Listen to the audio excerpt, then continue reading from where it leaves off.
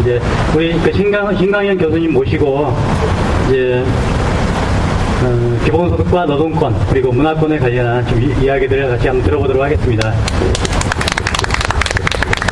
이만 30명밖에 안 되는데 한 3,000명이 있다고 생각을 하시고 이렇게 힘차게 좀 강연을 한번 해주시면 좋겠습니다. 큰 박수로 한번 모시겠습니다. 네, 반갑습니다. 네, 이 자료를 좀 보고 봐야 되는데 좀 앞으로 보시면 글씨가 좀 보일 겁니다. 이게 뭐 그래프도 좀 있고 그래서 제가 앉아서 설명을 드리도록 할게요. 예, 좀 전에 좋은 말씀 들었는데 사실 뭐 이명박 정부 들어오기 전부터 쌍차도 그렇고 이전에 뭐 90년대도 그렇고 또 거슬러 올라가면 80년대도 그렇고 이 노동자들의 힘든 그런 그 투쟁과 또 생산 과정 그리고 가사 또 노동자들의 가독은 이제 가사노동의 또 힘든 이중생활, 이중고를 이제 시달리고 있는데 이런 과정이 어쨌든 다소 나아졌다가 또 후퇴했다가 또 나아졌다가 후퇴했다가 하는 일들을 이제 반복하고 있고요. 이 반복 속에서 역사가 뭐 좋아지는 건지 나빠지는 건지 이런 회의도 많이 들기 많은 사람들이 그렇게 생각을 하고 있죠. 근데 제가 오늘 이제 말씀드리려고 하는 거는 조금 길게 보고, 그러니까 좀 전에 말씀하셨듯이 이게 당장 해결되질 않아요. 그렇다고 당장 해결되지 않는 걸 가지고 싸움을 포기할 수도 없고, 그럴 때 이제 제일 중요한 게 긴 전망을 어떻게 세우려야 하는 거겠죠. 좀 전에 말씀하셨듯이 이제 그 10원짜리 동전 하나에서 세상의 빛을 거꾸로 읽어내고 또 새로 만들어내려고 하는 그런 이제 힘, 용기, 또는 비전 이런 것들을 어떻게 다듬어 나갈 것이냐 그런 측면에서 오늘 제가 좀 도움되는 말씀을 드릴까 하는데요. 이 생소한 분도 있을 겁니다. 기본소득 그리고 노동권, 문화권의 상호 관계를 이제 따져보려고 하는 것인데 기본소득이라고 하는 거는 사실 그 지금 비정규직 투쟁이 이제 한참 뭐 여기저기서 벌어지고 있지만 기본소득, 웬만한 기본소득이 주어진다면 사실 비정규직 일 안 해도 돼요. 일 안 하고 기본소득이라는 건 이제 전 국민에게 남녀노소 뭐 조건에 관계없이 전부 이제 그 일정한 금액을 매월 월급을 주는 거죠. 말하자면. 그리고 이제 모자라는 모두 다 줄 수는 없으니까 일정한 액수를 주고 그리고 이제 나머지는 자기가 노동을 통해서 노동소득을 올리는 이 두 가지의 재원을 가지고 이제 좀 풍요롭게 살아갈 수 있게 만드는 그런 사회를 만들자 뭐 이런 이제 주장입니다. 근데 이제 이런 주장은 사실은 16세기부터 제기되어 왔던 거고요. 굉장히 많은 사람들 그리고 정치인들 또 사상가 노동운동 뭐 굉장히 많은 분야에서 이런 주장을 해왔는데 뭐 아직까지 실현되고 있지는 않은데 주로 19세기에 이제 사회주의 운동이나 유토피아적인 그런 그 구상들이 많이 제기되고 있을 때 기본소득이 굉장히 대중적인 의제로 떠올랐다가 20세기에 들어와서는 다시 사라졌어요. 사라져서 한동안 한 뭐 5, 60년 동안 잠잠했다가 최근 들어서 다시 이제 세계적으로 굉장히 크게 확산되고 있습니다. 그래서 이제 제가 오늘 첫 번째는 이제 기본소득의 정의를 좀 말씀드리고 두 번째는 왜 지금 기본소득 운동이 이렇게 확산되고 있는지 또 왜 꼭 필요한지 이걸 좀 말씀드리고 세 번째로는 이제 그 기본소득에는 좌파적인 버전과 우파적인 버전이 있어요. 그래서 이 차이를 분명히 알지 않으면 오히려 이제 이거 전 국민한테 그 무상교육보다 더 좋은 거죠. 왜냐하면 무상교육은 교육 안 받는 사람들이 많잖아요. 근데 이걸 이제 남녀노소 모두에게 나눠주는 거니까 이 솔깃할 수가 있는데 이 우파적인 버전이 있어서 매우 조심해야 된다. 그 다음에 이제 네 번째로는 좌파적인 기본소득의 전제 조건이 있는데 그냥 돈만 받아서 뭐 나눠주면 무한정 그렇게 하다 보면은 일 안 하고 사회가 이상하게 굴러갈 수가 있겠죠. 그러지 않기 위해서 필요한 전제 조건이 뭔가 그리고 그 전제 조건을 충족시킨다면 다섯 번째로 기본소득과 노동권 그리고 문화권이 서로 선순환 구조를 이루는 아주 바람직한 사회로 바뀌어 나갈 수가 있다. 그리고 이제 그런 전망 하에서 해야 될 일이 뭔가 뭐 이런 거를 이제 순서대로 좀 살펴보는 방식으로 얘기를 진행하겠습니다. 기본소득은 좀 전에 말씀드렸듯이 이제 재산이 많던 적던 또 노동을 많이 하든 안 하든 또 나이나 의사 여부를 떠나서 모든 사회 구성을 하는 게 근중하게 지급되는 겁니다. 이걸 그 무상교육을 생각하시면 되는데 무상교육을 가지고 조중동에서 이제 그걸 실시한다고 했더니 뭐 강남 부자들한테 무상교육을 왜 실시하냐 이런 얘기를 했었죠. 근데 그거는 그 말은 뭐냐면 우파들은 자본가들은 언제나 선별적 뭐든지 선별적이에요. 그러니까 지금 노동도 선별적이잖아요. 정규직도 선별해서 하고 그 다음에 비정규직 안에도 이따가 살펴보겠지만 굉장히 선별을 많이 해요. 이렇게 자꾸 선별을 하면 어떻게 되냐면 선별을 당하는 사람과 당하지 않는 사람 사이에 이제 간격이 생겨나죠. 그 간격을 이용하는 거죠. 그 간격을 이용해서 말하자면 선별 당하지 않으려고 배제당하지 않으려고 노동자들끼리 경쟁하게 하고 아이들끼리 경쟁하게 하고 그렇게 경쟁하게 해서 자기네들 유리한 조건을 거꾸로 만들어내는 이런 오랜 전통이죠. 그래서 무상교육이든 복지든 복지도 선별적 복지를 하잖아요. 보편적 복지를 행하지 않고 이 기본소득을 이제 그것과 달리 보편적으로 무조건적으로 지급한다는 거죠. 그래서 16세기에서부터 이제 이런 아이디어가 나왔습니다. 그래서 17세기에는 그 유명한 몽테스키에라고 있죠. 그 교과서에 나오는 법의 정신을 만든 이 사람도 기본소득을 주장했고요. 19세기에는 이제 샤를로 프리에라고 하는 사람이 또 그런 주장을 했고, 존 스튜어트 밀이라는 사람도 그런 주장을 했습니다. 20세기에 들어와서는 이제 버트란트 러셀이라고 하는 유명한 철학자이자 사회주의 운동가였던 러셀이 이제 그런 주장을 했고, 뭐 이렇게 쭉 진행되어 왔어요. 그러다가 1962년에 처음으로 여기 나오는 이 밀턴 프리드만이라고 하는 이 사람이 우파가 기본소득을 주장하기 시작했어요. 근데 이 밀턴 프리드만은 어떤 사람이냐면 우리가 지금 전 세계적으로 신자유주의라서 고통받고 있죠. 근데 이 신자유주의 정치경제학, 그러니까 그 이전에 신자유주의 이전에 발전주의 또는 복지국가 시스템이라고 또는 사회민주주의라고 얘기했던 70년대까지의 그 유럽이나 미국에서의 그 케인즈주의 이런 그 사회복지를 골간으로 하는 이런 자본주의 정책을 신자유주의식으로 전환시킨 장본인 가장 대표적인 경제학자예요. 그걸 가지고 노벨상을 받았어요. 근데 이 사람이 이제 그런 주장을 했습니다. 근데 왜 우파들이 이런 주장을 하게 되는지 그 이유가 있습니다. 그거 이유도 좀 이따 설명을 드릴게요. 그리고 이제 70년대에 와서 이런 기본소득 논의가 좀 확산되다가 85년, 97년 이런 사이에 유럽에서 다시 본격적인 논의를 하게 됩니다.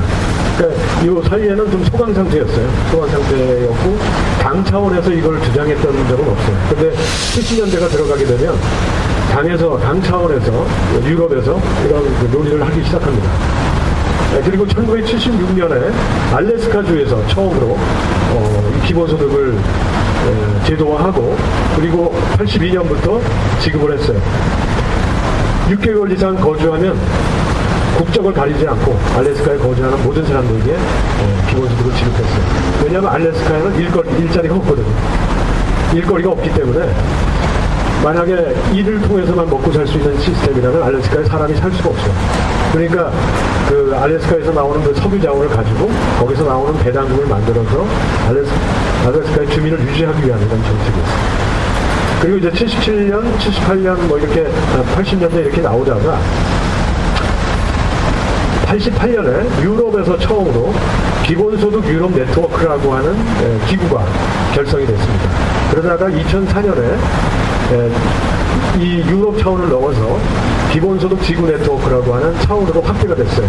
그래서 16개 국가들이 이때 국가에서 기본소득을 지지하는 그런 네트워크가 참여를 했습니다. 그리고 이제 한국에서는 2009년에 기본소득 한국 네트워크가 결성이 됐고요. 그 다음에 2012년에는 기본소득 청년 네트워크가 만들어졌어요.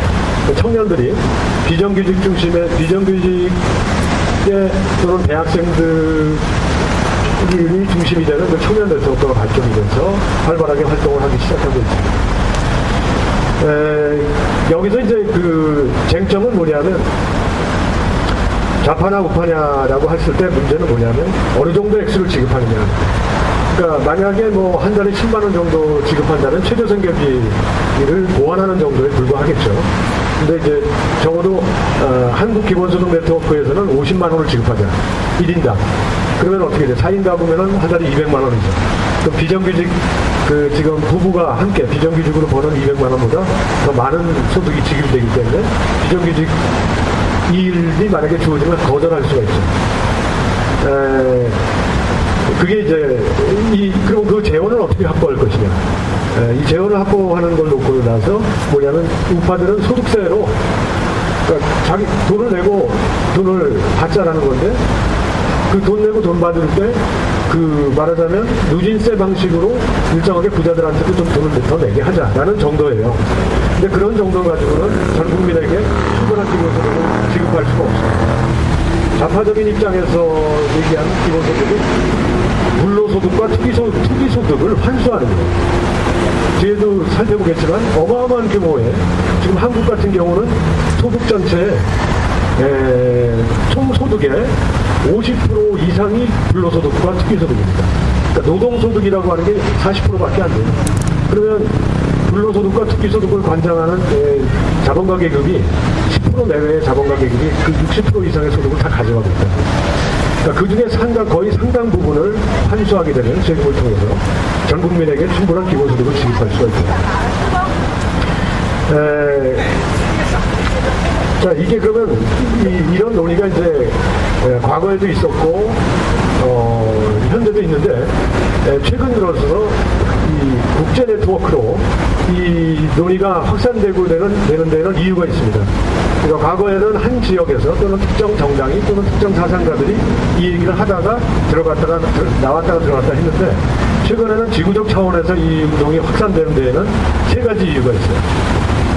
자, 80년대부터 정보화라고 하는 것이 확산되기 시작해서 모든 산업 부분 또는 1차 산업, 2차 산업, 3차 산업까지 자동기술 시스템이 번져 들어갔죠. 그래서 3차 산업 같은 경우에도 금융 부분의 자동기술화가 되면서 97년, 98년에 대규모로 금융 부분에서 정리해고가 됐었죠. 그런 이유도 뭐 어차피 노동과정이라는 거는 사람과 기계가 같이 결합돼서 일을 하는 건데 기계가 완전히 자동화되면 사람 일손이 필요 없어지는 거예요. 자, 근데 이 속도가 기하급수적으로 증가하고 있다. 전 세계적으로. 그러니까 전 세계적으로 일자리가 감소하고 있다. 그 다음에 두 번째는 그 일자리가 감소하면 과거에도 자동기술화는 항상 있었어요. 근데 지금은 이제 그 속도나 범위가 급격하다는 것이 차이가 있는데 그렇게 되면 국가가 세금을 걷어서 다양한 국채를 발행한다든지 해서 세금을 가지고 일자리를 보존시켜야 돼요.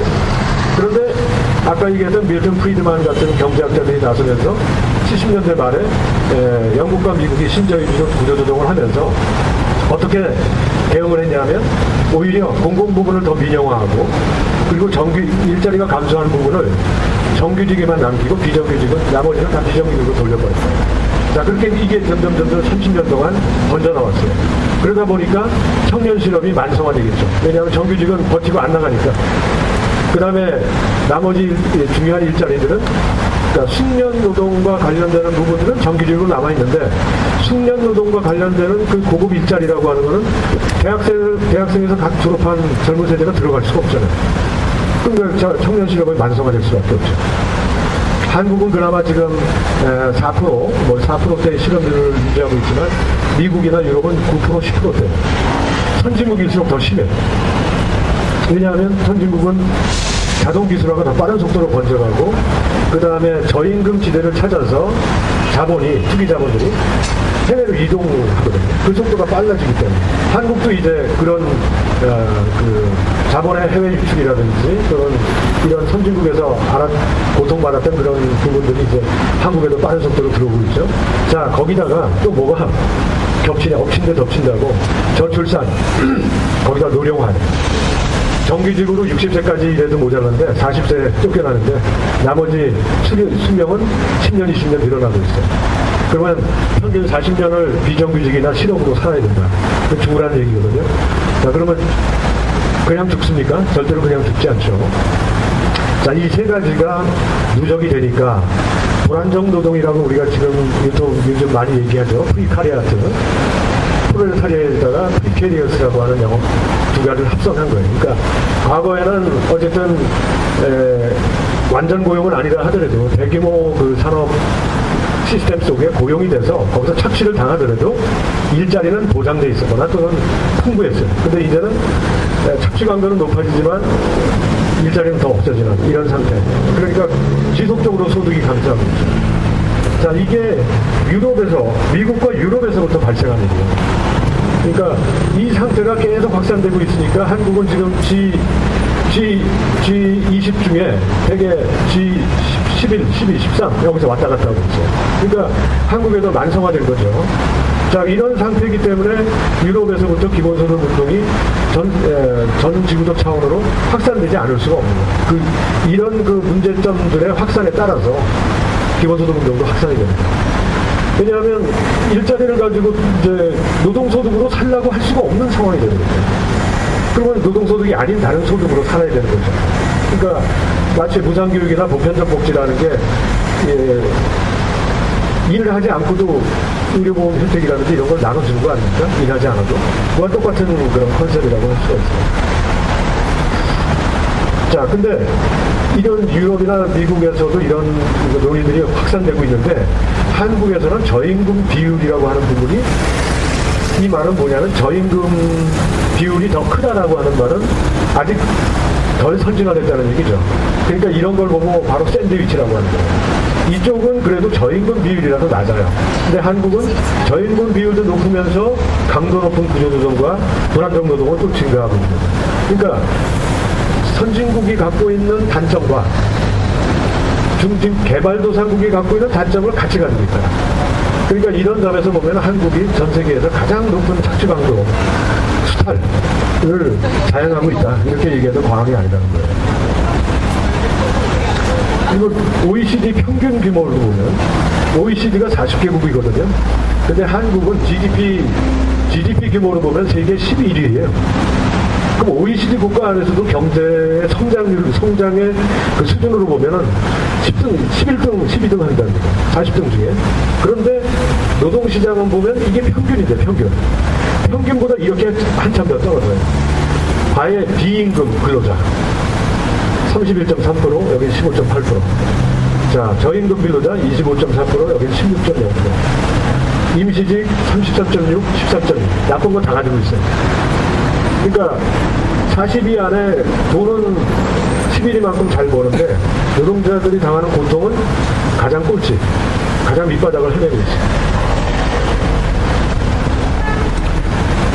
비정규직 현황을 좀 보시면 여러분들이 스스로 당하고 있지만 전체적으로 어떤 규모인가 이런 것도 한번 환기를 하실 필요가 있어요.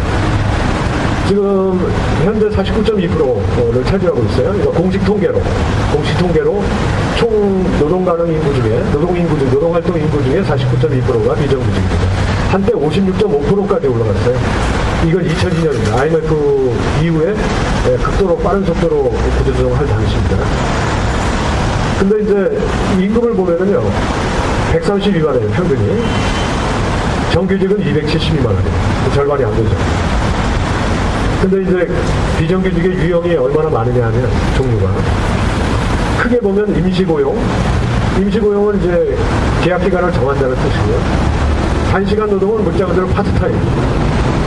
그 다음에 세 번째는 간접고용은 이제 고용주하고 사용자 불일치인데 이게 사실 지금 제일 큰 문제가 되고 있죠. 이 부분이 제일 이제 악랄한 방식으로 집중되고 있는 거죠.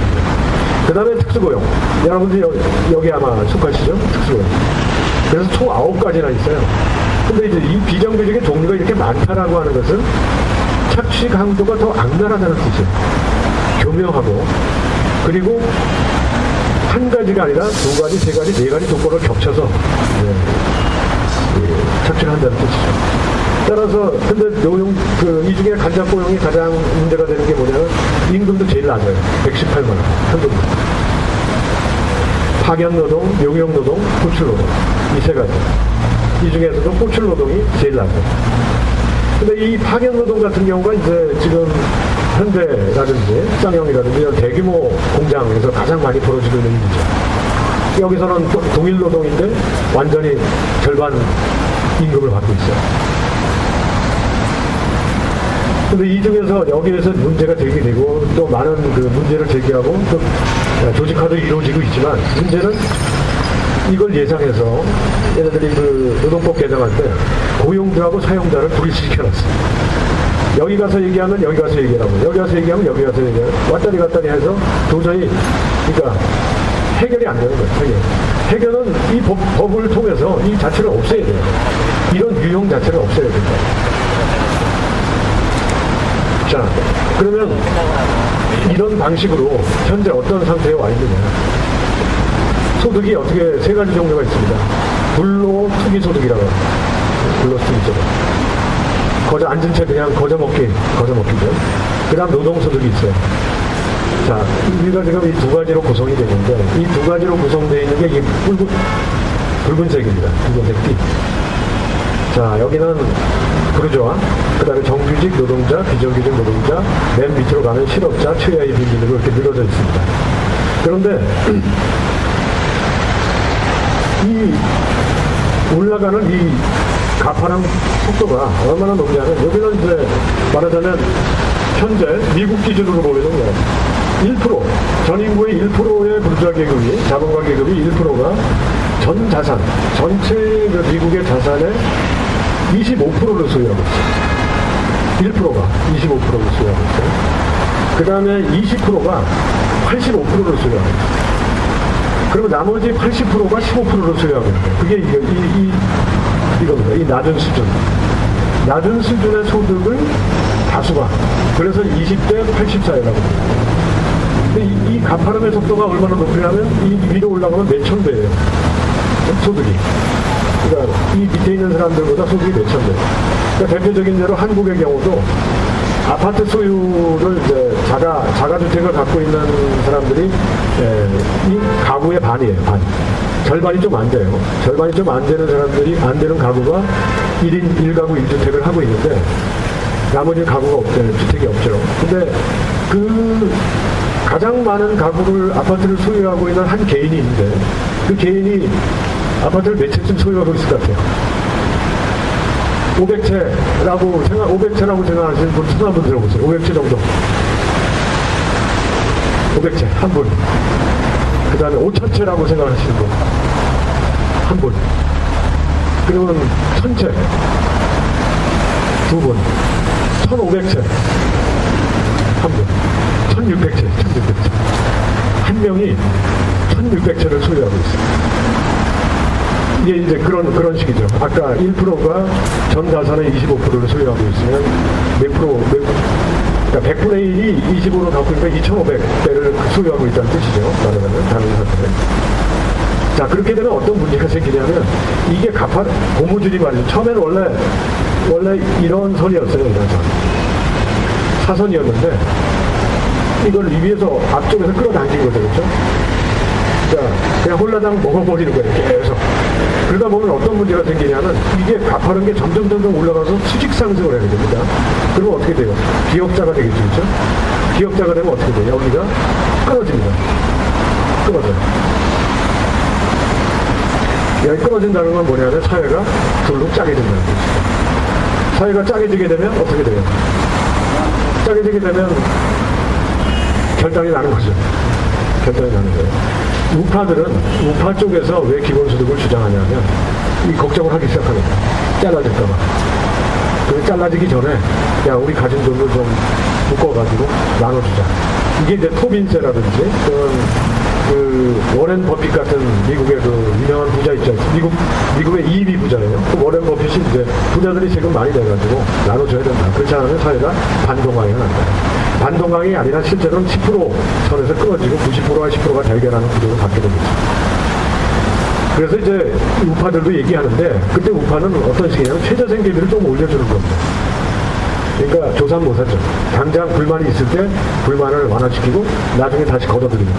그건 좌파 버전은 뭐냐면 기본소득을 어느 정도로 올리냐. 이게 최저생계비라면 기본소득을 이 정도 올려서 현재 비정규직이 받고 있는 월급 정도까지 기본소득으로 다 나눠줍니다. 그리고 나서 자기가 노동하고 싶은 또 노동할 능력이 있고 또 노동할 의욕이 있는 사람들은 각자 알아서 하게 되는 노동소득을 이 정도 선으로 제한을 하게 되는 거죠. 그러면 이 위로 올라가는 빨간 선을 없애는 거예요. 이건 엄격한 세금관리, 금융통제를 통해서 투기 불로소득이 발생하지 않도록 하는 거예요.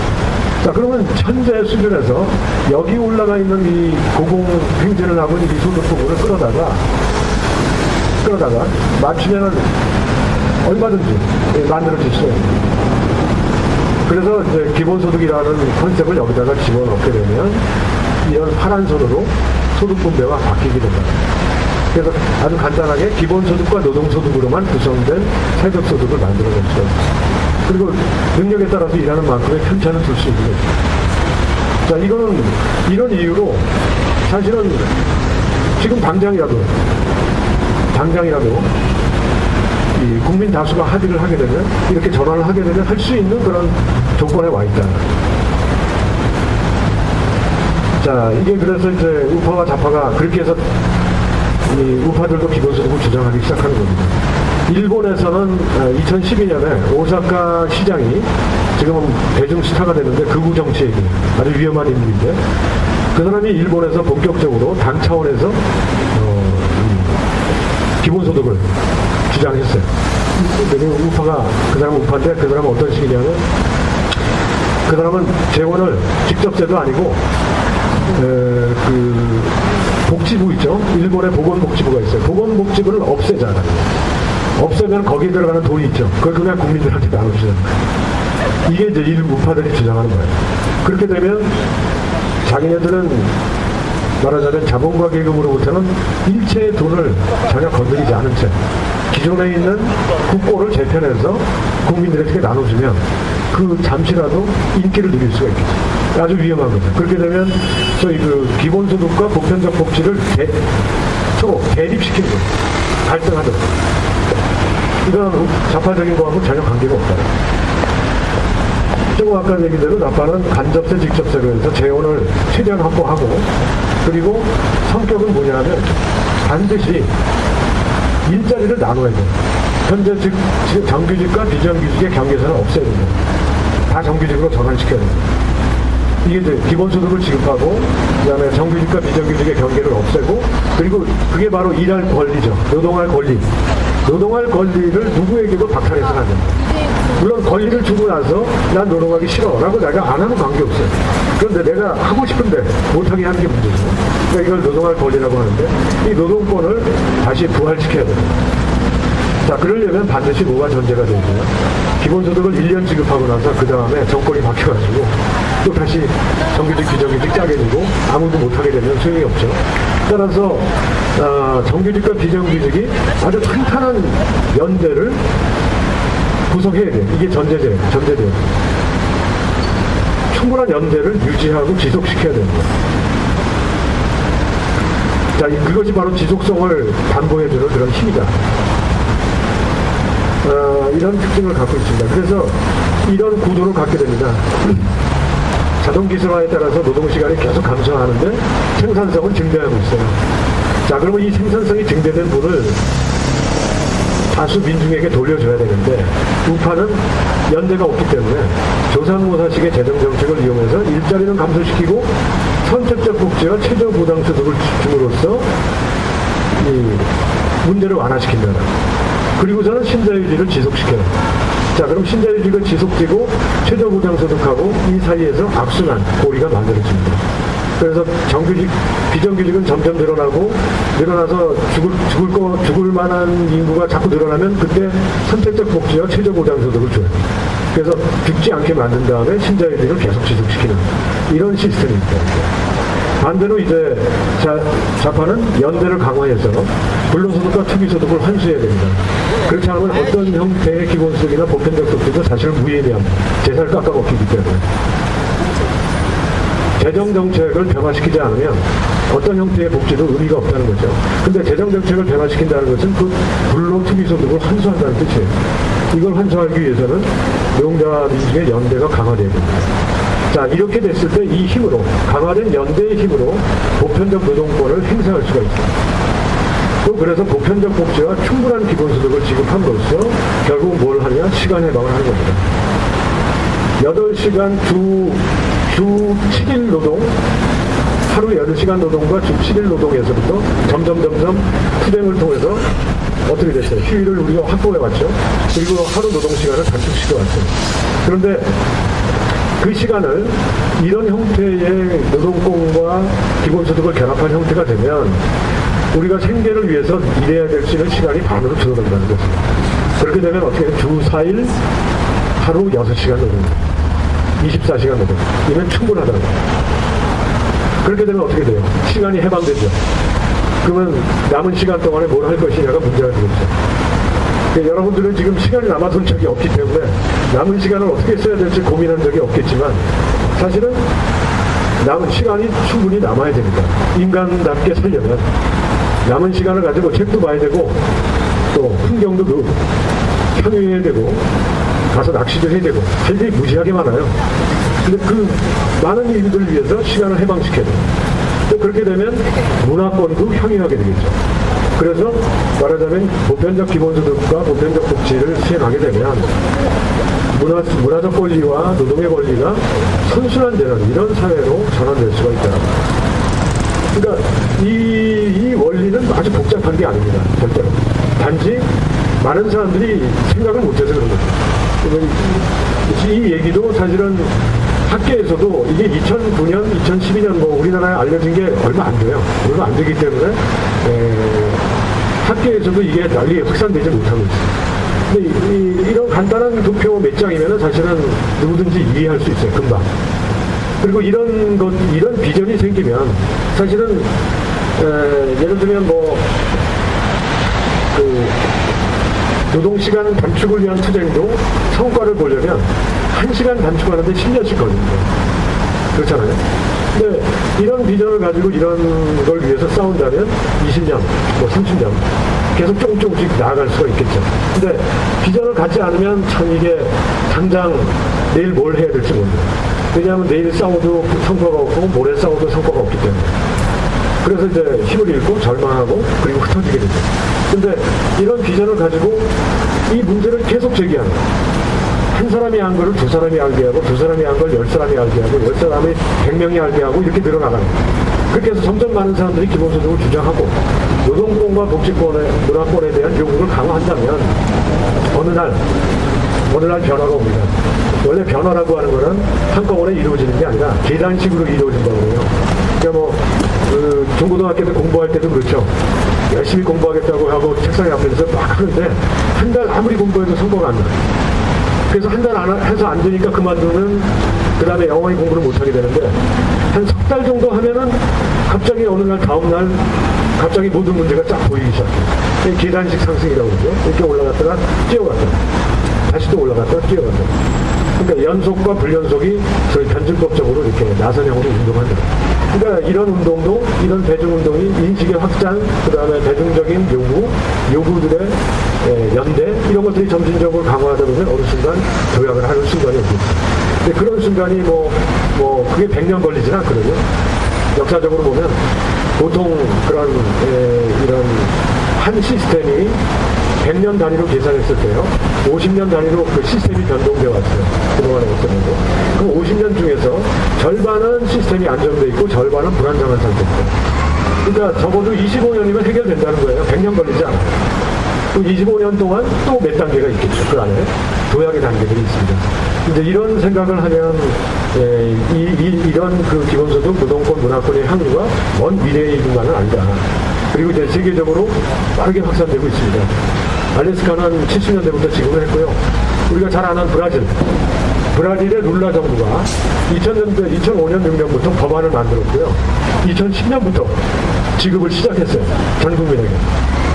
외국인에게까지. 1인당 10만 원. 물론 아직 작은 액수. 하지만 계속 늘려나간다면 1인당 10만 원이라고 해도요. 지금 4인 가구면 40만 원이죠. 아까 누군가 얘기하셨지만 한 달에 80만 원 갖고 먹고 살기 힘든데 거기에 40만 원이 주어진다고 해봐요. 그것만 해도 큰 겁니다. 자, 그 다음에 기본소득과 노동과 문화의 관계를 좀 더 내용적으로 살펴보면, 자, 우리가 노동자는 힘들게 하루 종일 노고를 쏟아부어야 됩니다. 그 다음에 예술가들은, 우리가 일반적으로 알고 있는 예술가들은 자아실현과 놀이, 창조적인 일을 한다고 알려져 있어요. 그래서 우리 사회에는 노동과 예술이 완전히 분리되어 있습니다. 그런데 잘 보면은, 사실은 자세히 살펴보면 꼭 그런 것만은 아니에요. 노동자들이 요거만 하는 것이 아니라, 여러분들도 직접 일을 하셨으니까, 또 뭐 쌍차나 뭐 현중이나 이런 데 노동자들은 그 안에서 아주 창조적인 혁신을 합니다. 노동 과정 안에서. 창조성을 발휘해요. 그리고 이제 손에 다 있게 되면 일하는 것 자체가 하나의 즐거운 놀이가 돼요. 그래서 작업장에서 일을 하지 않으면 몸이 근질근질할 정도로 놀이를, 자기의 작업 과정을 하나의 놀이로 즐기게 되고, 그리고 거기서 충분한 자아실현을 한다고 생각할 수 있어요. 단지 문제는 이 비율이에요. 비율. 노동자들도, 예술가도 놀이하고 자아실현만 하는 거 아니에요. 화가들도, 돈이 없는 화가들은 자기가 캔버스 하나를 만들기 위해서 직접 딴 재료 사다가 망치질 하면서 그걸 틀을 만들어야 되고, 작업장도 다 뭐 세면트 가지고 뭐 블록 져가지고 다 만들어야 되고. 그래서 이것들의 비율이 문제인데, 이 비율을 기계적으로 사회가 나눠놓은 거죠. 신나게 일만 하도록 하고, 예술가들도 숫자가 많은데, 예술가들 중에서도 이것도 아까 이 역함수곡보, 롱테일곡선이라고 하죠.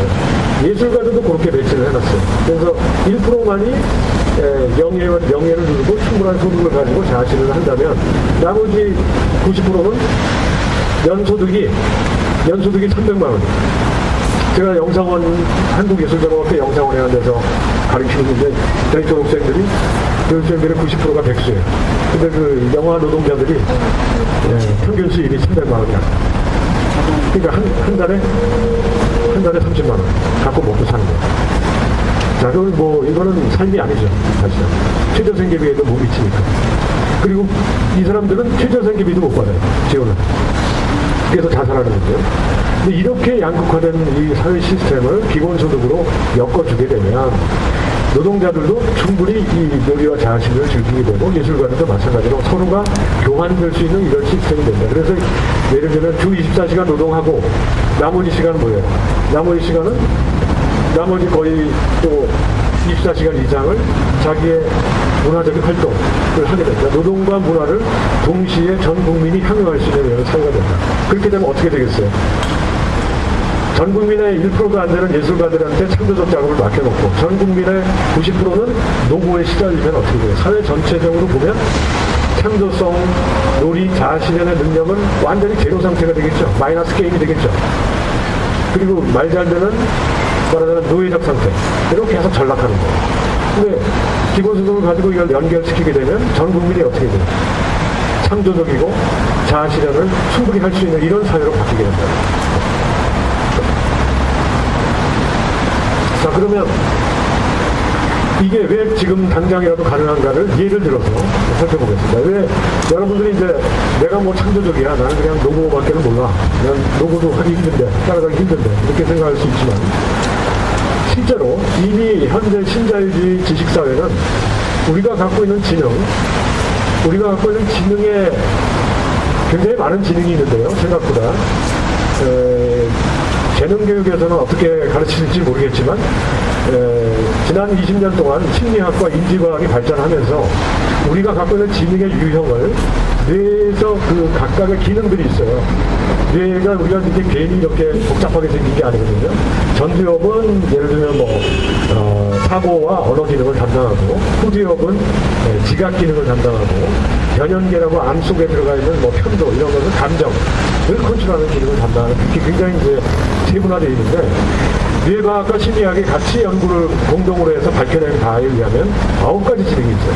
우리가 모든 인간은 논리 수리 지능이 있고요. 이게 우리가 보통 IQ라고 하는 겁니다. 근데 보통 공교육이나 학교 기관에서는 이 IQ만 강조해 왔어요.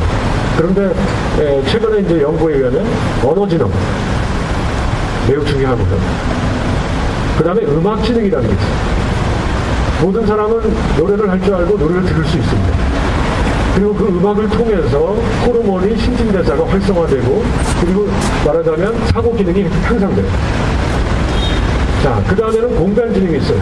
누구나 그림을 그릴 수 있고, 누구나 아름답게 잘 조화된 디자인이나 또는 예술 작품을 감상할 수 있는 능력이 있어요. 그리고 그런 걸 보면은 역시 도파민이라든지 또는 세로토닌 같은 호르몬이 분비가 돼서 스트레스를 이겨내고 굉장히 그 체력이 향상돼요. 자, 신체 운동 지능. 이 역시 뭐 말할 나위가 없겠죠. 누구나 몸을 움직이고 동물이니까 우리는 초단위로 움직입니다. 우리 몸의 모든 세포들은 초단위로 우리의 호흡과 함께 움직이는데 이걸 꼼짝달싹하게 묶어놓고서 움직이지 못하게 하니까 하루 종일 스트레스가 쌓여요. 주부들은 가사노동으로, 그다음에 노동자들은 공장에서 기계 앞에서 전태일처럼 구석방에 처박혀갖고 호흡도 제대로 못하면서 그렇게 신체 운동 지능을 마비시키게 됩니다. 자, 그 다음에 인간이면 누구나 자기 성찰 지능이 있어요. 단 자본가를 빼고, 자본가들은 자기 성찰 지능이 없죠. 자본가들은 이제 다른 건 다 뛰어난데 자기 성찰 지능이 없어요. 그 다음에 대인 지능을 갖고 있으나 아주 교활한 대인 지능만 단점했어요. 근데 노동자들은 자기 성찰 지능이 있고, 그리고 아주 협력과 그 다음에 공감, 그리고 연민, 그 다음에 용기, 이런 많은 대인 지능들을 갖고 있습니다. 그 다음에 8번째는 자연 친화 지능입니다. 꽃을 사랑하고 식물을 사랑하고, 그리고 많은 친구들을 키우려고 하고, 또 그걸 보기만 해도 거기서 애정을 느끼고 생명력을 파악해낼 수 있는 그런 능력을 갖고 있습니다. 그 다음에 실존 지능. 우리가 왜 태어났는가 하는 것을 성찰할 수 있는 능력. 왜 태어나는가? 인생의 의미가 무엇인가? 지구를 넘어선 그 우주 속에서 인간의 지위가 무엇이고, 그 안에서 지구의 운명은 어떻게 될 것인가. 이런 걸, 이거는 인간 차원을 넘어서 자연 전체, 그리고 우주 전체와 인간의 교류가 가능한가. 이런 형이상학이라고 보통 얘기했지만, 이런 지능을 모두가 갖고 있다는 거예요. 그러니까 과학이라고 하는 것이 갖고 있는 중요한 기능은, 매우 중요한 기능은요, 우리가 과학자가 아니라도 우리가 모르고 있는 또 풀기 어려운 사실들을 보편적인 언어로, 보편적인 공식으로 확인해 준다는 거예요. 자, 이게 90년대 들어서 이게 이제 하버드 가드너라고 하는 심리학 교수가 이걸 이제 쭉 연구해 하는데, 이게 밝혀지기 시작하면서 2000년대 들어서 미국 교육이나 중국, 유럽의 교육 시스템이 크게 바뀌기 시작하고 있습니다. 자, 멍청하게 1, 2에만 집중된 이런 공교육을 해왔으니 나머지 7가지 긴 지능을 우리가 파괴해왔다. 공교육에서. 따라서 국민들의 창의성을 스스로 파괴해왔다. 그걸 반성하고 이제 전환하는 그런 과정이 지금 쭉 진행되고 있습니다. 한국은 전혀 반성할 기미를 보이지 않지만, 자, 그런 지능을 다 갖고 있습니다. 누구나 갖고 있는데, 이걸 어떤 식으로 이제 그 산업사회에서 지식사회에서 이걸 노동 유형화시켰냐면, IQ 중심으로 지식노동을 강요하고, 이걸 강요한다는 것은 뭐냐면 하루 종일 이것만 해라라는 거예요. 그러면 나머지 지능이 어떻게 돼요? 3, 4, 5, 6, 7이 다 죽어요. 자, 그 다음에 문화산업, 스포츠산업, 성형산업, 의료산업. 지금은 성형산업이 거대한 산업이 됐죠.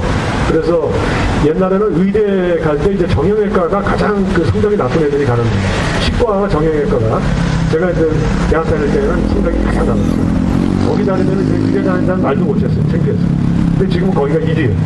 왜? 돈을 엄청 버니까, 성형산업. 자, 여기서 일하는 사람들은 주로 뭘 가지고 움직이냐면 음악지능, 공간지능, 신체운동, 요것만 해요. 그래서 예를 들면 문화산업은 음악지능, 요것만 사용하도록 강조. 24시 책도 못 읽게. 책도 못 읽게 하고, 예를 들면 무용도 못하게 해. 너는 노래 전문, 너는 춤 전문. 춤 전문은 또 노래를 못하게 하고. 이런 식이죠. 그 다음에 이제 또 자성지능이나 대인지능 같은 이런 중요한 지능들을 인간이 사회적 관계를 맺을 수 있는데 가장 중요한 지능인 이 인간과 동물을 구별해주는 이 지능을 어떻게 하냐면 돌봄산업, 치유산업, 자기개발성, 결혼산업, 장례산업 이런 데 사용하도록 만듭니다. 그 다음에 관광레저산업. 그래서 이 산업들이 엄청나게 많은 종류의 새로운 산업들이 생겨나는데, 이거는 다 뭐냐면 제조, 1차 산업과 2차 산업이 쇠퇴하게 되니까, 자동기술화 때문에 일자리가 없어지니까 이런 산업들을 만들어서 거기에 종사하는 노동자들을 바로 이런 지식노동자, 정동노동자, 돌봄노동자, 심지어는 영성노동자, 영성산업. 영성산업이라는 게 종교가 대부분의 종교가 영성산업이에요. 실제로 거대한 규모죠. 통일교라든지 뭐 순복음교회 이런 그 재산 분할을 가지고 어마어마한 싸움이 벌어지고 있죠.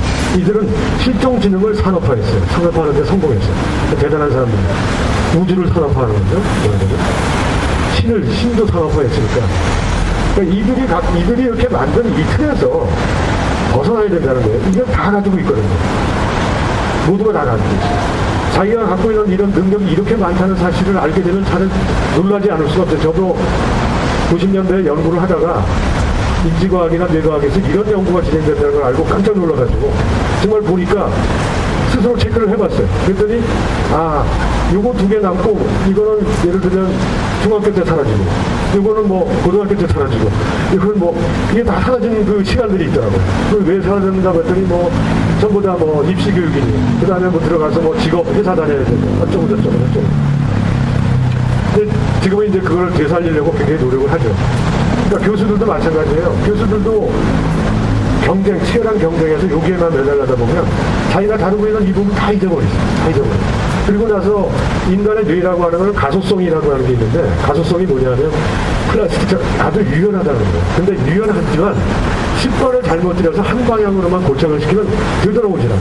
너무 오랜 시간 동안 이렇게 됩니다. 그래서 이걸 되돌리기 위한 노력을 계속해야 돼요. 그렇지 않아서 나타나는 문제가 바로 뭔지 아십니까?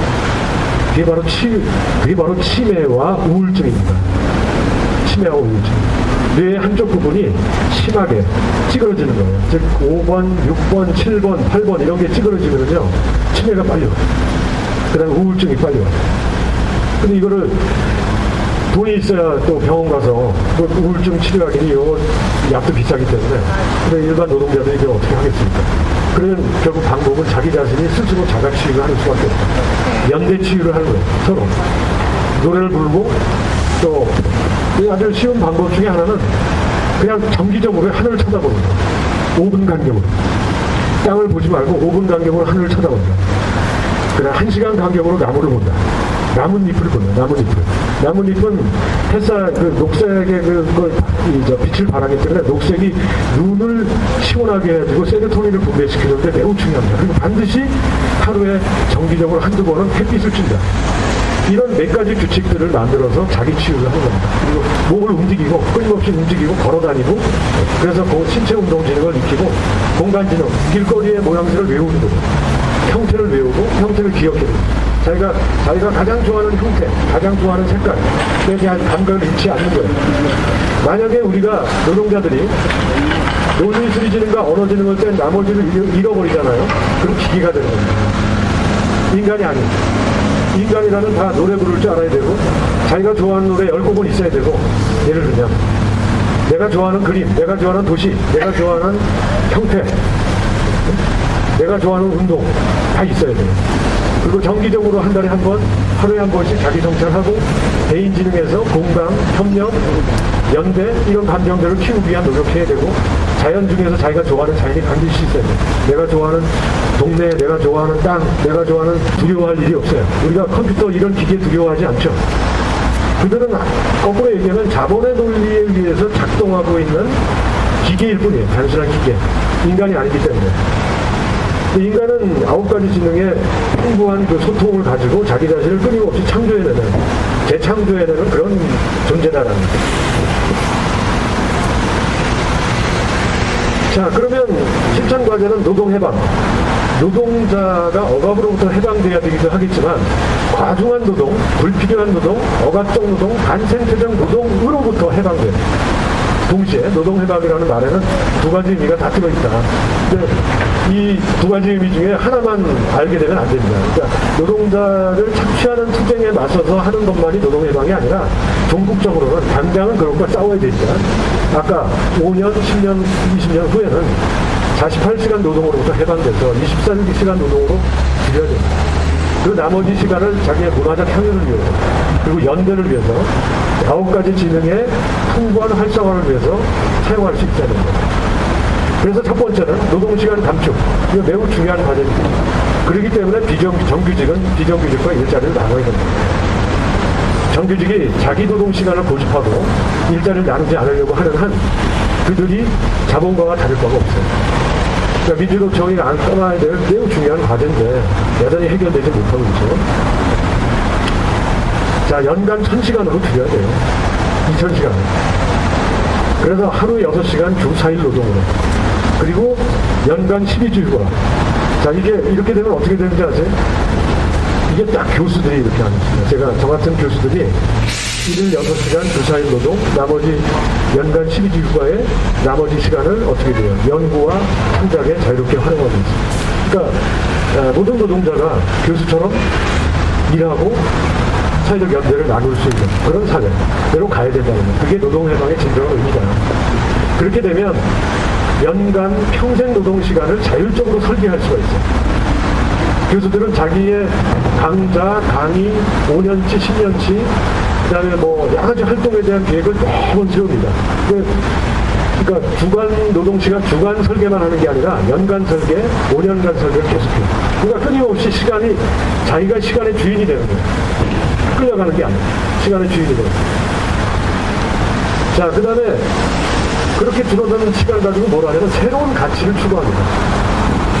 그냥 하던 일을 해가지고 돈 버는 게 아니라 돈은 여러분 사실 생각해보면 아시겠지만 4인 가족이 살 만한 자기 집 하나, 만약에 그게 자기 주거가 아니라 임대주택이라도 상관없어요. 그게 평생 임대주택이라면 그런 주택 하나 있고, 그 다음에 한 달에 생계비나 의료비 해서 한 100만 원 이건 충분해요. 그 이상이면 뭐 괜히 많이 먹어봐야 고기 많이 먹어야 살찌고 비만 안 좋습니다. 적당히 그 정도의 그리고 이제 무상교육이라든지 또는 무상보육이 시행된다면 그걸 국가나 사회가 공적으로 수행하게 되니까 자기가 그렇게 많은 시간을 일해야 될 이유도 없고, 그리고 그 많은 일이라고 하는 것 대신에 새로운 가치를 추구하는 일. 그 세 가지가 있어요. 노동 내의 해방, 노동 내에서, 공장 내에서, 사무실 내에서 자주관리를 해야 됩니다. 노동자들이 협업 시스템을 구축하고 감독관 한 사람의 말을 마음대로 듣고 마음대로 명령하는 게 아니라 노동 과정 자체를 주체적으로 끌고 나갈 수 있는 자주관리 시스템을 도입해야 되고, 이게 이제 노동 과정 내의 민주주의겠죠. 그 다음에 새로운 책임성을 져야 돼요. 자기 공장 안에서만 잘하면 된다가 아니라 우리가 만들어내는 그 공장의 산물이 우리 공장에서 나오는 굴뚝의 연기가 자연을 해치지 않는가에 대한 성찰을 해야 돼요. 그래서 어쩔 수 없이 당장 전환하는데 시간이 오래 걸린다면 그 전환하는 과정 동안에 윤리적 정치적 책임을 공유하기 위해서 노력해야 됩니다. 여기에 일정한 예를 들면 사회 파업기구 같은 거를 만들어서 책임성을 공유해야 됩니다. 그 다음에 비경제적 행동. 자, 이것만 한다고 되는 게 아닙니다. 문화적 과제가 있어요. 자기 아까 잃어버린 다중지능을 되찾아야 됩니다. 그 다중지능을 되찾아서 정말 인간다운 인간이 되기 위해서 많은 걸 서로 배워야 되고 공유해야 돼요. 이걸 위해서 외부와 연대해서 자율적 문화 생협 활동들을 만들어내야 됩니다. 노동자들. 그리고 다른 운동과 연대해야 됩니다. 자, 이렇게 되면 이런 일들을 해서 결국은 뭐냐면 덜 일하고 더 잘 사는 거예요. 덜 일하고 더 잘 살기. 돈 덜 벌고 더 풍요롭게 사는 거예요. 그 다음에 혼자 살기에서 벗어나서 같이 살기. 그냥 같이 살아야 재밌으니까. 그래서 자아실현을 하고 자연실현도 하고 사회적 연대도 강화되는 이런 사회 시스템을 만들어내는 것이 사실은 노동해방의 목적이죠. 그러니까 그 기본소득과 관계없이 노동해방은 19세기부터 지난 200년 동안, 그리고 한국에서도 지난 80년대 이후 한국 사회에서도 노동해방은 노동자들의 가장 중요한 슬로건이자 투쟁 목표가 되어왔죠. 그런데 거기에 그동안에 빠져 있었던 것이 기본소득과 문화권이라는 거예요. 그러니까 노동해방을 노동자 내부 또는 공장 내부 또는 노동 시스템 내부에서만 해방으로 생각하는데 그게 아니라 사회적 과정 전체로 연결되는 문화적 협의와 그리고 말하자면 전 국민의 사회적 노동의 성과를 전 국민이 함유할 수 있도록 만들어내는 그런 시스템으로 확대돼야 됩니다. 고양돼야 됩니다. 발전해야 됩니다. 여러분들은 사실 그런 것을 위해서 투쟁하고 있는 거예요. 그러니까 여러분들이 당장은 복직해서 회사가 돌아가는 것이 목표이겠지만 그 회사가 사회 전체 변화와 함께 하지 않는 한 그 회사 자체가 변하지 않는다. 그 회사가 변하지 않으면 복직도 못해요. 결국 사회 시스템이 함께 움직여서 변화하는 그런 그 과정을 위해서 이제 싸우는 거죠. 그러니까 여러분들도 뭐 쌍차도 그렇고 현중도 그렇고 많은 노동자 투쟁에서 사실은 파업 안 하고 그래 협상을 하고 타협하고 얼마든지 굴복할 수 있겠죠. 그러나 굴복하지 않은 이유는 뭐예요? 존엄성을 위해서 자주성, 주체성, 자율적인 연대, 그리고 부당함에 대한 항의란 말이죠. 근데 이 부당함에 대한 항의라고 하는 것이 긍정적인 가치로 발전하려면 적어도 이런 형태의 전망과 같이 나아가지 않으면 안 된다. 쉬운 일은 아니지만 그러나 이런 전망을 세우고 10년, 15년 노력하면 그런 전망들을 일깨워 나갈 수 있다라는 거예요. 이게 특히 이제 고립적으로 행하는 것이 아니라 이제 전지구적 네트워크에 참여해서 함께 유럽과 유럽의 수십 개의 나라들과 함께 같이 움직이는 그런 이제 새로운 투쟁이다라는 점을 염두에 두시고 향후에 이제 앞으로 계속 연대 투쟁을 또 농성 투쟁을 해나가실 텐데 같이 토론해가는 그런 이제 계기가 됐으면 좋겠습니다. 그래서 뭐 의문나시는 분들은 기본소득 한국 네트워크 이렇게 인터넷 들어가시면요, 거기에 들어가서 제 홈페이지에 들어갈 수 있거든요. 자료들이 많이 올라와 있어요. 굉장히 다양한 자료들이 나와 있고, 또 최근에 베를린에서 국제대회가 또 총회가 열렸기 때문에 거기에 갔다 온 자료들도 많이 올라와 있습니다. 참고를 해보시기 바랍니다. 예, 이상 제 얘기 여기서 마치겠습니다. 혹시 뭐 질문 있으시나요? 예.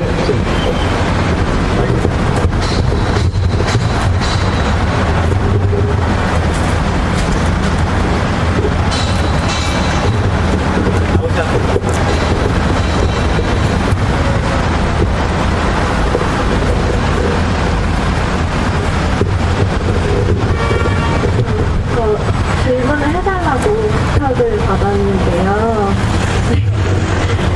얼마 전에 서울대에서 강연을 하셨던 것 같은데 거기 학생이 강연을 듣다가 질문을 못했다고 전해달라고 해서 왜 오늘의 20대는 굉장히 많은 저항 상황에 처해 있는데도 불구하고 왜 20대가 저항을 못하는지 도대체 어떤 이유에서 20대가 이렇게 무기력한 상황에 빠졌는지에 대한 질문을 해달라고 부탁을 했고요. 그리고 제가 드리고 싶은 질문은 저는 지금 한국예술종합학교에서 공부를 하고 있는데 그래서 이제 4학년 막학기가 이제 또 사회로 나가게 되는데 앞으로 한국 사회에서 예술가가 어떤 역할을 할 수 있을지 그 부분에 대해서 조언을 구하고 싶습니다. 예, 좋은 질문이시네요. 두 가지인데 하나는 이제 20대가 이렇게 그 어느 세대보다 굉장히 열악한 조건에 처하게 됐는데 그렇게 수동적인가 하는 이제 그런 질문. 첫 번째는 공교육에 있습니다. 그러니까 교육이에요. 교육 시스템. 그러니까 넓은 의미의 교육 시스템, 한국의 교육 시스템은 97년 이후에 신자유주의 교육으로 전환하면서 문자 그대로 조금 아까 얘기했던 IQ, 지식교육, 입시 위주 교육이 훨씬 강화됐죠. 그렇죠? 그리고 이제 학교에서는 철저하게 신자유주의 교육을 하다 보니까 초등학생부터 고등학생까지를 전 학생을 전국 서열을 매기기 시작했잖아요. 그죠? 근데 그 이전은 안 그랬단 말이에요. 그전은 학교 안에서만 서열을 매겼죠. 그러니까 자기가 공부를 못하더라도 동네에서 창피하지는 않았어요. 근데 지금은 공부를 못하면요, 동네 창피해서 엄마가 못 다녀요. 왜냐하면 전국 등수가 나오기 때문에. 야, 니네 아들은 뭐 전국에서 뭐 130만 등이라며. 네? 우리 아들은 뭐 27만 등이야. 뭐 이런 식이 되니까. 이거는 과거에 학교에서 너 10등 했냐, 뭐 20등 했냐, 이런 차이하고는 차원이라는 거예요. 그러니까 이제 부모가 창피하지 않으려고 또는 이제 나중에 실장과 잘 보내려고 뭐 30만 등 했는지 뭐 이걸 어떻게 하면 20만 등으로 찍어오니까 이걸 위해서 엄청난 사교육을 이제 갖다 돈을 쓰거든요. 그러니까 초등학교 1학년이 초등학교 한 4학년쯤 되는 애가 뭐 재작년이니까 아파트에서 이렇게 새벽 2시인가 집에서 늦게 이제 집으로 들어가고 있는데 같은 아파트에 사는 애가 초등학교 한 3, 4학년 됐나 봐요. 둘이 남자애하고 여자애가 이렇게 둘이 올라간 피곤한 지친 새벽 2시가 다되는데 학원 갔다가 집에 돌아오는데 그 남자애가 그러더라고요. 야, 인생이 이게 뭐냐? 초등학교 4학년 때. 인생 고달퍼서 못 살겠다. 그러니까 청소년 자살률이 세계 1위잖아요. 자, 그렇게 폭격을 집에서 학교에서 하는, 아까 태어나자마자 엄마가 뭐 또 태교니 뭐 이래갖고 영어로 막 얘기하고 태어난 가난애기한테. 자, 이러니 이 스트레스가 이렇게 쭉 쌓이니까 어떻게 돼요? 만성 우울증에 걸려요. 그러니까 젊은 세대의 다수가 만성 우울증이에요. 그 다음에 설문조사를 해봤더니 적어도 30%가 자살을 생각해봤다는 거예요. 끔찍한 거예요. 근데 그 원인은 명백하게 신자유주의 교주. 지금 MB 정권이 만들어낸 이런 한나라당이 추구해온 또 노무현 정부도 마찬가지예요. 그 점에서 예외 없어요. 신자유주의 우파든 좌파든 이 신자유주의자들이 만들어낸 그 거대한 거대한 죄악이 바로 뭐냐면 현재 20대, 30대까지 있는 이 인구의 몇 프로입니까? 얘네들의 미래를 우울증과 자살, 그 다음에 공포, 불안, 그 다음에 경쟁과 분노, 이걸로 얘네들의 미래를 다 미리 고속도로처럼 다 깔아놨어요. 그러니까 얘네들이 죄악을 씻으려면 한 30년 동안 이 젊은 세대에게 무릎 꿇고 빌어야 돼요. 물론 한 놈도 빌지 않겠지만 이게 첫 번째 원인이에요. 그러니까 그리고 아까도 얘기했지만 뇌의 가소성이 특히 10대 때는 뇌가 아주 유연해요. 근데 그 유연한 뇌가 그런 식으로 찌그러들게 되면 회복되려면 훨씬 더 많은 시간이 걸려요. 근데 이제 다행스러운 거는 20대가 최근 들어서 이제 그런 분노를 가지고 이제 대학 들어오고 대학 안에서 해결이 안 되고 또 졸업해도 취직이 안 된다는 걸 알게 되니까 이제 많은 2010년대부터 20대 상당수가 그런 수동적이고 노예적인 사다리 타기로부터 벗어나기 시작했어요. 이게 투표율로 입증이 됐어요. 2010년 지방선거부터 이번 총선까지 20대 투표율이 급상승하고 있어요. 야당에 대한 투표율이. 제일 빨라요. 그러니까 20대, 30대, 40대, 50대 제일 높거든요. 이번에는 무려 13%나 증가했어요. 그런 데서 이제 변화가 오기 시작하고 있다. 그렇게 얘기할 수 있고요. 두 번째는 이제 예술가들이야말로 특히 그 중에 아까 제일 열악한 조건인데 예술가들이야말로 바로 기본소득 예술가 네트워크를 만들어야 돼요. 왜냐하면 어차피 아까도 얘기했던 평균 300만 원인데 월 소득이, 아니 연 소득이, 소득이라고 할 수도 없어요. 예술가들한테는 정말 기본 소득이 필요해요. 청년 예술가들한테는 특히나. 그래서 기본소득 청년 네트워크, 예술가 네트워크를 만들어야 되고, 최근에 이제 문화연대라는 단체에서 예술가 유니온이라고 하는 걸 만들기 위해서, 토론회를 준비하고 있어요. 그런 이제 새로운 네트워크, 새로운 연대를 통해서 예술가들이야말로, 특히 왜 또 예술가들이 중요하냐면요. 아까, 요거예요. 자, 여기서 앞에 있는 요 논리수리. 요거 빼고요. 요거 빼고 뭐예요? 나머지 2, 3, 4, 5, 6, 7, 8, 9 이게 전부가 예술이 하는 거죠. 자, 이게 모든 사회과학, 자연과학, 인문과학이 이거 1번 가지고 다루고 있어요. 인간이 만들어내는 문화적 성과 중에서 2, 3, 4, 5, 6, 7, 8, 9를 가장 잘하고 풍부하게 만들어놓은 그 성과는 오직 예술이에요. 종교 빼고, 종교는 그 중에서 여기 아까 9번을 어떻게 됐어요? 신을 산업화한 자들이기 때문에 상당 부분이, 물론 모든 종교인이 그렇다는 게 아니라, 그렇기 때문에 그 인류 역사에서 이 지금 논리수리 진영에 함몰되어 있는 지식 학문들을 제외하고는요, 예술이야말로 외계인들이 쳐들어왔을 때 인간이 어떻게 살았다라고 하는 것을 가장 풍부하게 보여줄 수 있는 유일한 문화적 유산이자 자원이에요. 그렇기 때문에 2, 3, 4, 5, 6, 7, 8, 9를 풍부하게 다룰 수 있는 예술이야말로 가장 소중하게 다루고 있는 예술가들은 이것을 어떻게 돼요? 이거를 사회에 알리고 사람들에게 그걸 향유할 수 있고 표현할 수 있게, 그리고 자기 자신이 우선 자기 자신부터 예술적 잠재력을 일깨워야 돼요. 그런데 기존의 예술 제도는 얼마나 잘못됐냐면 마치 지식노동, 여기 문화산업의 유형이 잘못된 것처럼 음악가들한테는 너 피아노만 쳐, 너 바이올린 치면 안 돼, 너는 PD만 부르고 너는 가야금 치면 절대로 안 돼, 너 쫓겨나.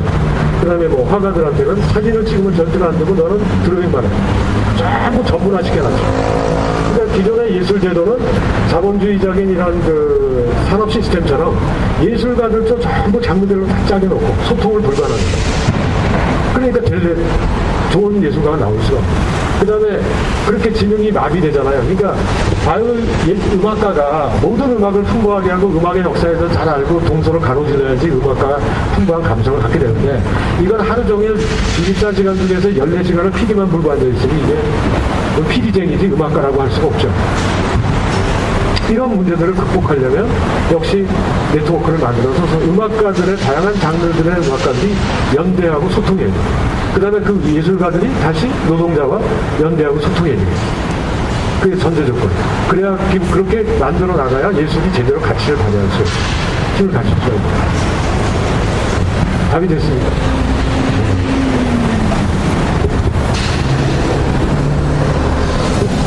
아, 예, 예.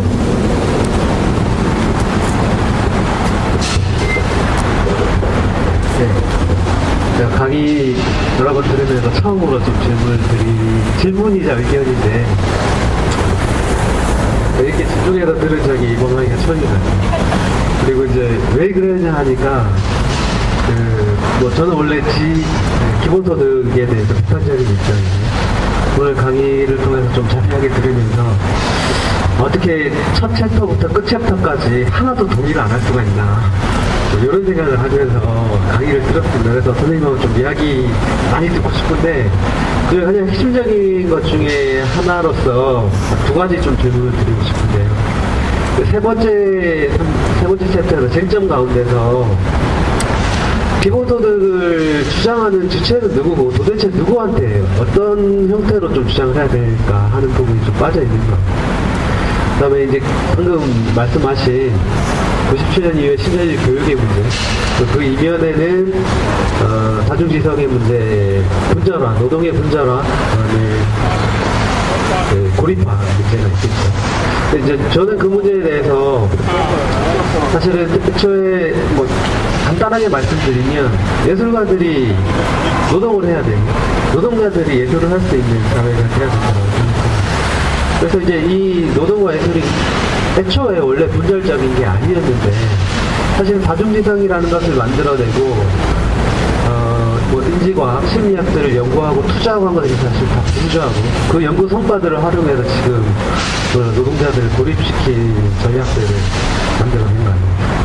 지금 그걸 어떻게 극복해낼 거냐는 이것저것을 다 같이 한다가 아니라 애초에 인간이라고 하는 것이 노동과 애들 분리하지 않았고 그다음에 애초에 이런 것들이 다 통합적인 것이었고 총체적인 것으로 좀 접근할 때만 해결될 수 있는 거 아니냐 이런 생각들이 들었습니다. 예. 우선 두 번째 질문부터 이 편한 질문부터 답하면 그걸 이제 마치 그러니까 그냥 이 원론적인 의미에서 답이다. 원래는 분리된 게 없는데 분리시켜놓은 거를 그냥 통합하면 된다. 이런 얘기이기 때문에 그거는 이제 그런 얘기는 원래 맞지만 이런 거예요. 다중지능이라고 하는 것과 다중지능에 대한 학문적 연구와 자본이 그것을 악용하는 것은 그리고 다중지능이라는 걸 원래 개발하지 않았으면 자본이 악용하지도 않았을 거 아니야. 근데 이런 생각도 하실지 모르겠지만 전혀 그런 건 아니죠.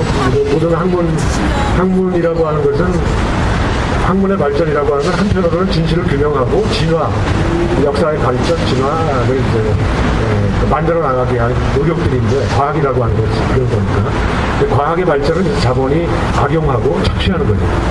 네, 거기에 맞서서 이제 다중지능이라고 하는 그러니까 예술가와 노동자의 분화는 너무나 지금 오랜 분화가 3,000년이 넘었기 때문에 이거 원래 옛날에 신석기 시대는 그냥 같이 있던 거다라고 얘기했거든요. 안 되는 문제고 또 장인 르네상스 시대에 장인 노동자가 예술가이 됐다.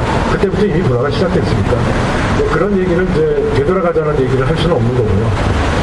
오히려 이제 제가 강조하고 싶은 거는 지금 교육이 분리가 너무 오래됐기 때문에 노동자들도 그렇고 예술가들도 그렇고 사회 제도의 많은 학문적 제도가 다 분화가 당연한 것으로 머물고 있는데 우리 실제로 옛날에 통합되어 있는 게 아니라 우리 뇌 자체가 통합되어 있다는 거예요. 중요한 거는 뇌 안에서 기능들의 회로를 스스로 연결함으로써 치매도 치유할 수 있다라고 하는 게 것처럼 우리가 이제 그런 걸 알게 되면 분리시킨 제도가 나를 분리시켜놨지만 내가 제대로 뛰어넘는다라고 하는 이런 이제 노력이 필요하다는 거예요. 미술가들, 그러니까 노동자들도 노동자들이 다 투쟁하지 않잖아요. 타협하고 배신하는 노동자 훨씬 더 많죠.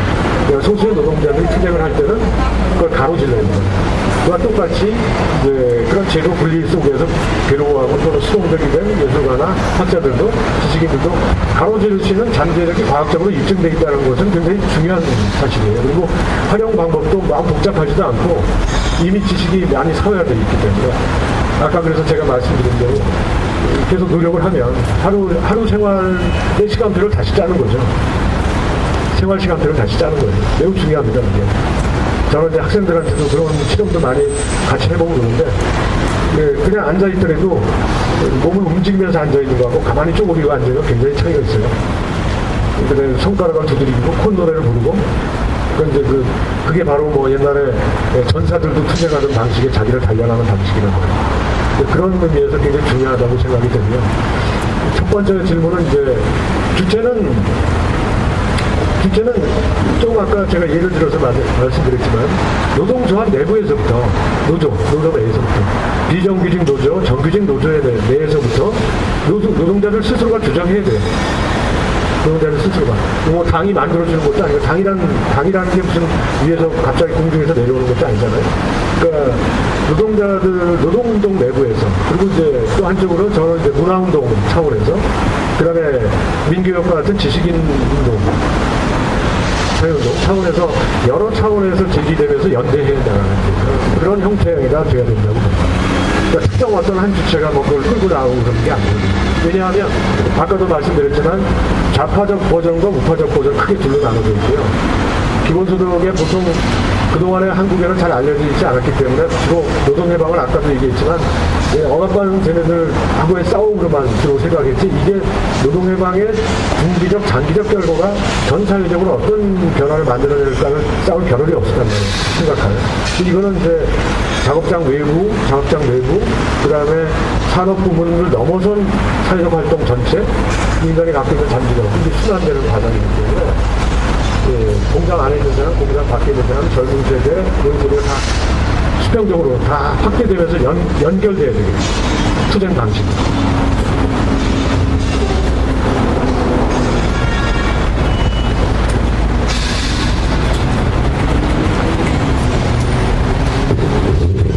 마지막 질문 하나만 더 받으면 좋을 것 같은데, 없나요? 네, 그럼 먹는 걸로 하고요. 있습니까?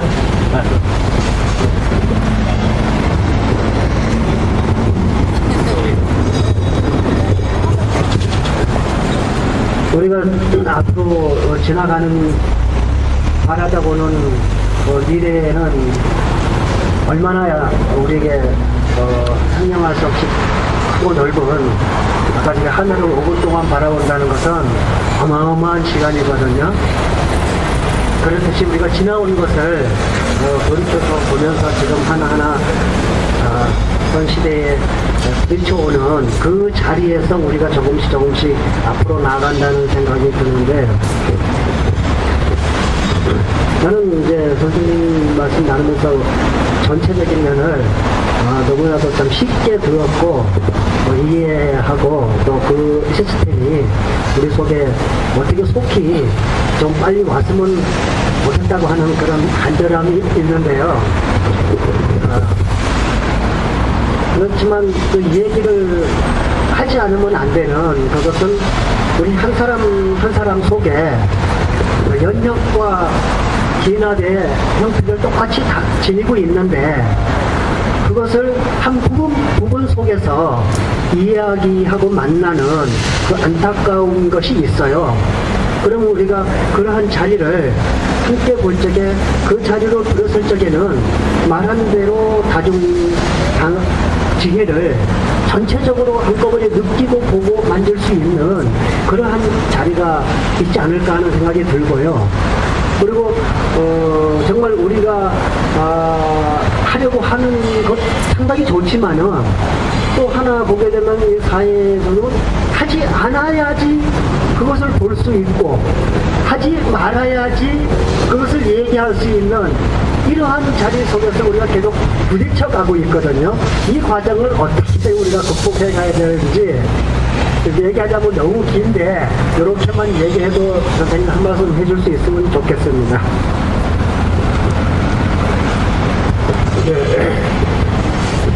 예, 이런 이제 이 이상적인 어떤 비전 또는 뭐 그걸 만들어가는 과정에 대한 상을 그리는 것과 현재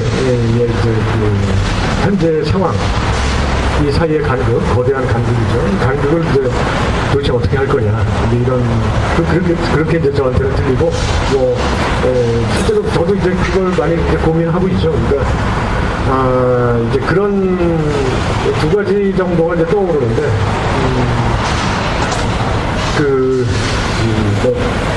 비통한 자들을 위한 민주주의라는 책이 최근에 있더라고요. 마음의 민주주의 뭐 이런 얘기인데 원제가 이제 브로큰 하티드 갈기갈기 찢어지는 이제 그런 미국도 아주 절박하니까요 거기서. 그리고 찢어진 마음으로 어떻게 민주주의를 다시 회복하고 쟁취해 나갈 것인가. 근데 문제는 찢어져서 갈갈이 절망하고 있는데 이런 거예요. 그 사람이 제가 힘겹게 얘기하는 건 도달해야 될 목표와 이 열악한 현실 사이에는 강력한 긴장이 발생합니다. 근데 만약에 이상만 추구한다면 긴장이 없겠죠. 거기만 보고 가니까. 저기 하늘나라라는 이상을 보고 달려가는 많은 종교인들은 긴장이 없어요. 그것만 해서 달려요. 반대로 절망의 현장에서 싸우려고 절망한 사람 역시 긴장할 틈이 없어요. 그냥 매번 절망할 뿐이니까. 내가 얻어 터지고 싸우고 지치고. 근데 이제 이 양자 사이에 발을 걸치고 한쪽에는 변화시켜야 될 미래에 대한 꿈을 놓지 않는 거죠. 근데 그 꿈이 더 구체적일수록 그 긴장은 더 강해지겠죠. 꿈이 막연하면 그래 뭐 어떻게 되겠지라는 근데 그걸 긴장이라고 말할 수 없는데 그러면서 이제 그 사람이 얘기하는 건 이제 긴장은 매우 창조적이게 해준다 사람은. 그 긴장감. 그러니까 구체적인 투쟁과 구체적인 비전 사이의 긴장이야말로 사람을 매우 창조적이게 만들어주고 그리고 말하자면 인내심과 용기를 키워준다는 뭐 그런 사례를 여러 가지를 얘기하고 있죠. 저도 매우 공감이 가는 얘기더라고요. 그 긴장감을 잃지 않게 해준다. 이런 것들은 단 그것을 뭐 막연한 얘기가 아니라 어떻게 현재 갈등하고 있는 이 현실 속에다 뿌리를 그것과 사이의 연결고리를 자꾸 만들 것이라는 그런 생각이 하나 들고요. 그리고 또 하나는 이제 이런 거죠. 그러니까 제가 이제 같이 하고 있는 문화현대라는 데서 이제 콜텍 노동자들하고 오래됐죠 거기도 몇 년 아주 오랜 시간 동안 이제 투쟁을 같이 하고 그 노동자들이 이제 연주도 하고 문화 예술인들이 같이 연결해서 또 같이 축제도 하고 또 그러면서 이제 연대 기구도 만들고 이렇게 싸우고 있는데 이제 어쨌든 그 노동자들의 투쟁이 이 불안정 노동이 확대되는 그리고 결국 뭐 정규직이라고 해도 사실은 뭐 5년 후에 잘리고 3년 후에 잘리고 또 길거리 지나가는 시민들이라고 하더라도 매우 뭐 안정된 것을 보지만 사실은 이면에는 다 매우 불안정 노동 상태에서 간신히 힘겹게 살아가고 있는 이런 다수의 사람들하고의 연대 방식을 매번 창출해내는 고민 결국은 이 두 가지를 결국 대중이 이제 사회를 변화시킨다는 게 그런 말이 아닌가. 그러니까 긴장감 속에서 그러니까 어느 한쪽으로 치우치지 않고 현재 투쟁과 미래의 비전을 함께 계속 마주치면서 현재 있는 현장과 현장 밖에 있는 더 넓은 대중과의 이 접촉을 위해서 싸우는 노력 그걸 이제 저는 여기서 그래서 저는 기본소득 네트워크 속에서 같이 참여하고 있지만 그쪽에서 주로 경제학자들이나 이런 사람들 말하는 거하고 다르게 제가 이제 강조 강조하는 거는 노동권, 문화권, 기본소득의 순환이거든요. 순환. 이걸 순환시키지 않고 아까 노동 현장 내에만 있어도 안 되고 밖에서만 있어도 안 되고 연결을 시켜야 돼요. 이 횡단과 순환의 운동이야말로 가장 긴장감을 요하고 또 사람을 좀 창조적이게 만들어준다. 그런 걸 좀 공유해 나갔으면 좋겠다. 그리고 이제 그런 것이 그런 생각을 자꾸 하다 보면 막막함과 또는 그냥 추상적인 것 사이에 또 그래도 좀 길이 조금씩 만들어 나갈 수 있지 않나 그렇게 생각을 해봅니다. 도움이 됐으면 좋겠습니다. 네, 이걸로 마치도록 하겠습니다. 네. 그 오랜 시간 동안 이제 강의를 해주시고 이제 질문에 성실껏 답변해 주신 우리 신강현 교수님께 마지막에 큰 박수로 마무리하겠습니다.